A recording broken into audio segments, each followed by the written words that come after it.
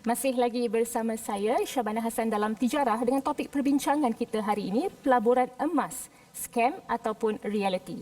Baik, Dr. Bad, saya nak bertanyakan ya, dengan situasi ekonomi negara sekarang yang tidak menentu ya, dengan pandemik COVID-19, emas ni dilihat sebagai satu tempat selamat bagi mereka yang mencari perlindungan daripada pelaburan-pelaburan yang mempunyai risiko tinggi seperti shares. Okay? Contoh. Tetapi dengan begitu banyak sangat penipuan dalam pelaburan emas, ini membuatkan masyarakat kita macam agak skeptikal nak membuat pelaburan dalam pelaburan emas yang patuh syariah. Jadi sebagai seorang konsultan di sebuah organisasi yang banyak memberikan nasihat terhadap pelaburan patuh syariah iaitu Isra Consulting, saya nak bertanyalah, wujud ke syarikat pelaburan emas yang betul-betul patuh syariah di luar sana?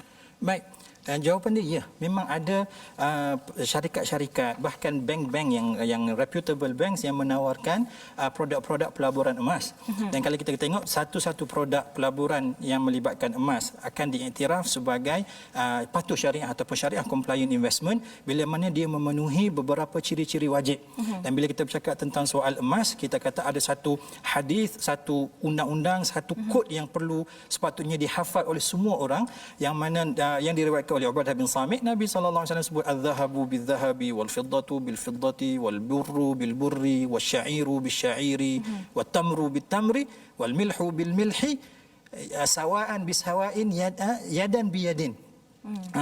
Dan Nabi kata fa in ikhtalafat hadhihi al-asnaf fabi'u kaifa syi'tum idza kana yadan biyadin. So kita kata dalam isu benda yang melibatkan emas, benda yang paling utama kita kena pastikan emas tu ada. Dan ini merupakan salah satu orang panggil ciri yang paling utama sekali untuk setiap orang yang berminat ataupun berniat untuk menyertai pelaburan emas. Dia kena pastikan pelaburan emas ini akan menyebabkan dia memiliki emas yang sebenar. Bukan semata-mata benda yang tertulis atas kertas, tapi bila mana dia minta emas dia nanti satu hari nanti, dia kata, oh kami tak boleh bagi emas yang sebenar. Itu salah satu petanda yang cukup jelas bahawasanya pelaburan ini kemungkinan scam. Sebab kita kata kalau dalam syariat mesti kena ada emas. Dan bila mana satu pelaburan tu dikatakan sebagai pelaburan patuh syariah, dia mestilah memenuhi syarat utama transaksi penjualan emas, iaitu dia mesti dilakukan secara spot ataupun orang panggil secara tunai, yang mana pembayaran perlulah terus disusuli dengan pemindahan hak milik emas tu daripada penjual kepada si pembeli ataupun si pelabur tu. Jadi di sini Dr. Bad, boleh saya katakan ya, pelaburan emas patuh syariah, syarikat pelaburan emas patuh syariah memang ada di luar sana yang boleh kita percayai lah ya. Boleh. Ya. So kita kata memang pun kami di peringkat Isra Consulting pun kita ada banyak menasihati banyak syarikat, antara syarikat yang kita telah certify ataupun kita telah endorse sebagai menjalankan ataupun menawarkan produk-produk pelaburan patuh syariah ialah seperti Quantum Matter yang kita sebut QM. Setakat ini kita kata dekat Isra Consulting kita telah endorse 3 produk pelaburan emas yang ditawarkan oleh syarikat Quantum Matter Sdn Bhd ataupun QM ini, iaitu Gold Storage Account, Gold Leverage Account dengan Gold Advance Account. So ketiga-tiga ini setelah kita telah berpuas hati dari sudut strukturnya dan dari sudut orang panggil documentation yang terlibat, maka Isra Consulting telah mengesahkan bahawasanya ketiga-tiga produk ini adalah produk pelaburan emas yang memenuhi kehendak syariah, maka dia jadi syariah kompleks. Bila kita bercakap mengenai Gold Storage Account, GLA dan juga GAA tadi ya, Dr. Bad ya,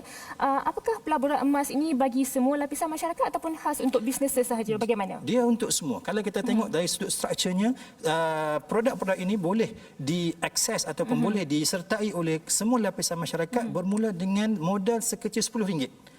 Maksudnya kalau kita ada RM10, kita dah start boleh join satu produk yang pertama, GSA, Gold Storage Account. Dan untuk kita participate dalam GLA dan GAA, dia punya prerequisite requirement dia adalah kita kena ada GSA dulu. Maka untuk start masuk dalam GLA dan GAA, kita kena masuk GSA, dan GSA ni macam saya sebut tadi boleh disertai dengan modal serendah RM10 pun. Maka dia boleh disertai oleh orang perseorangan walaupun modal tak banyak, dan dia juga QM sendiri pun telah bekerjasama dengan banyak reputable bank seperti Bank Muamalat dan sebagainya, yang menyebabkan dia sesuai untuk orang panggil disertai oleh semua lapisan masyarakat. Jadi bila seseorang itu ingin memiliki emas daripada Quantum Metal ini, dia memiliki emas daripada GSA, iaitu dengan harga RM10 sahaja. Serendah RM10. Serendah RM10 sahaja. Baiklah.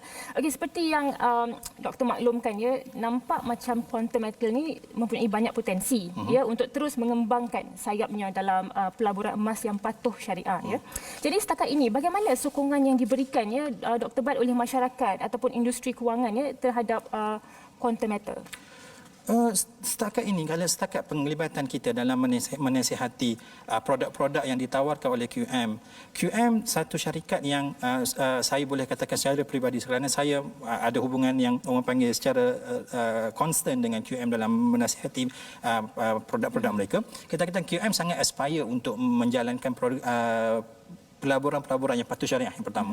Kemudian QM juga mendapat kerjasama daripada bank-bank Islam yang terkenal seperti Bank Muamalat dan Bank Affin yang pastinya akan membuktikan atau memberi indication bahawasanya perniagaan ini dilakukan ialah orang panggil genuine dan mematuhi syariah. Dan kita kata QM juga orang panggil dia mempunyai simpanan emas yang memang kita tahu. Kita sebagai penasihat syariah kita telah menjalankan audit dan sebagainya, dan emas-emas yang disimpan maksudnya dia melibatkan emas fizikal yang sebenar boleh diakses bila-bila masa sahaja, dan oleh maka kalau seorang pelabur tu dia beli emas daripada QM, disimpan dalam GSA, dia participate dalam GLA dan GAA, kalau dia nak dapat emas anytime dia boleh redeem. Baiklah, fizikal emas itu adalah penting ya, untuk memastikan sesuatu syarikat itu adalah patuh syariah ataupun tidak dalam pelaburan emas ya Dr. Bad. Okey, baiklah Dr. Bad, terima kasih. Kita akan berehat seketika sahaja, dan bila kita kembali kita akan bertanyakan pula